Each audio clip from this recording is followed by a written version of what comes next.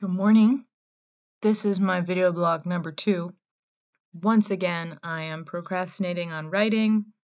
I'm not going to finish my book this week, as it turns out. Well, I guess I technically have all afternoon and tomorrow, so there's a possibility, likelihood, low. I feel like I've spent all day making reels. I volunteer for a dog rescue, the one where we got our 2 dogs, and part of my job is making reels. So I made one for them, I made one for mine.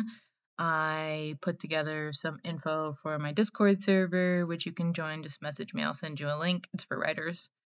And I worked forever on one for our dogs account, but for whatever reason, Instagram would not give me captions, and it was just driving me bananas, and eventually I gave up. So anyway, I'm wearing earrings again, different ones. I thought maybe they would inspire me, but instead I've been doing everything except working on my writing. In my reel for my own page this morning, Instagram, I talked about transforming into my true swamp hag self. And I've been thinking about that a lot as it gets colder. It's the last day of November today.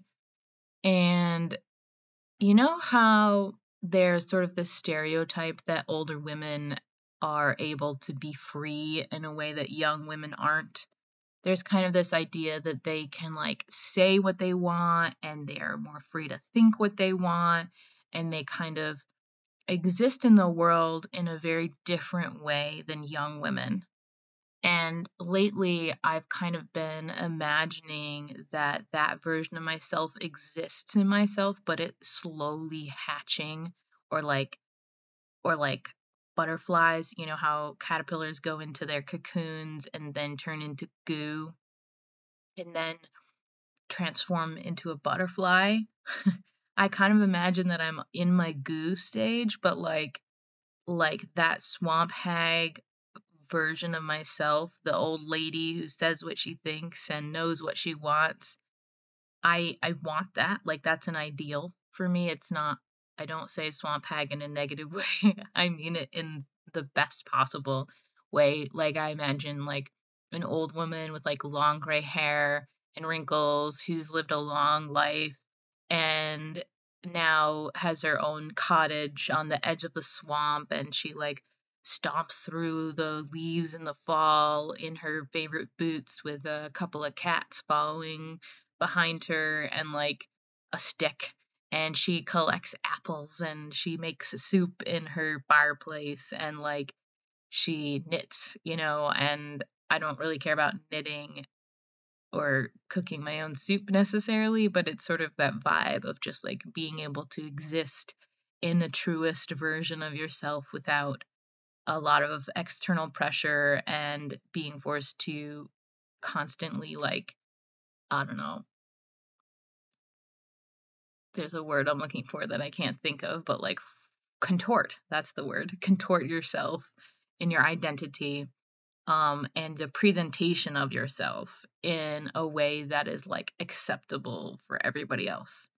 And I think being able to do that is a skill, and it's something that you learn. And I think the reason we have that stereotype of older women being able to be like that is because they've spent their lives learning how to say no to other people's versions of who they are. And so it's something I've been thinking a lot about. And so I sort of have this visualization of this cranky old lady that's the truest version of myself. And it's nothing like how I actually look in real life. Like, people look at me and they think I'm 20. And I'm not. I'm 35. I've got some a couple gray hairs coming in finally. But that swamp hag old lady in her rubber boots and with her stick, living in a cottage at the edge of the swamp, that's the true version of me, whatever that ends up looking like when I'm actually old. She exists currently inside. So I don't know what it is about moving into winter that always brings out the swamp hag in me, or brings out thoughts of the swamp hag.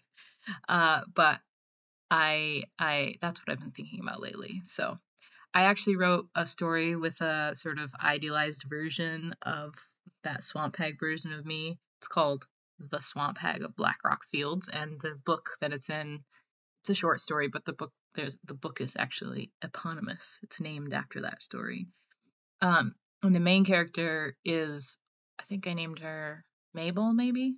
She's only 40.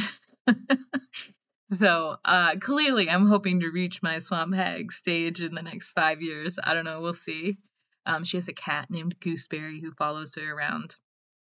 Um, but you'll see in my actual writing work this sort of representation of this ideal. I have at least 3 characters in my current fantasy series that kind of follow this. I have some short stories that have characters who sort of embody this ideal. And anyway, yeah, that's what I'm thinking about today. My true swamp hag self. So I probably should go actually do some writing. Technically, I'm running an event on Discord, but there's only 2 of us here, so. But I should run some sprints and at least try to get a couple thousand words in today, even if I don't end up finishing the entire book. So we'll see how that goes.